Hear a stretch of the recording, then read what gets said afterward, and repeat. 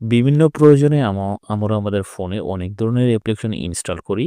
কাজ শেষে সেগুলো আবার আমরা কিন্তু ডিলিট করে দেই বা আনইনস্টল করে দেই। কিন্তু এই আনইনস্টল করার পরেও কিন্তু এই অ্যাপ্লিকেশনগুলো আমাদের ফোনের সাথে কানেক্ট থেকে যায়। তো আমরা যদি পুরোপুরি এগুলো ডিসকানেক্ট করতে চাই তাহলে একটি সেটিংস কিন্তু পরিবর্তন করতে হবে। না হলে এই অ্যাপ্লিকেশনের মাধ্যমে আমাদের ফোনের অনেক ধরনের গুরুত্বপূর্ণ আ আ তথ্য কিন্তু লিক হতে পারে।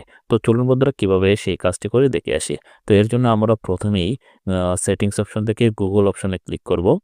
গুগল অপশনে ক্লিক করার পরে এখান থেকে অল সার্ভিসেস এই অপশনটাতে ক্লিক করে দিব।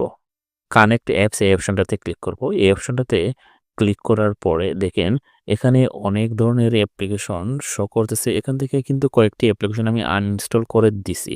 দেওয়ার পরেও কিন্তু আমার ফোনের সাথে এটি কিন্তু কানেক্ট আছে, ডিসকানেক্ট পুরোপুরি হয়নি। তো এগুলাকে ডিসকানেক্ট করার জন্য এই যে অ্যাপ্লিকেশনকে ডিসকানেক্ট করতে চাই সেই অ্যাপ্লিকেশনে ক্লিক করব। ক্লিক করার পরে দেখেন এখানে একটা অপশন আছে সি ডিটেইলস এই অপশনটাতে ক্লিক করব। Stop using sign in with Google এই অপশনটাতে ক্লিক করব। এই অপশনটাতে ক্লিক করার পরে কনফার্মে ক্লিক করে দিব। তো এভাবে আপনি আপনার অপ্রয়োজনীয় অ্যাপ্লিকেশনগুলো আপনার ফোন থেকে ডিসকানেক্ট করে নিতে পারেন। তো বন্ধুরা এই ছিল আজকের ভিডিও। ভালো থাকবেন, সুস্থ থাকবেন। দেখা হবে পরের ভিডিওতে। আল্লাহ হাফেজ।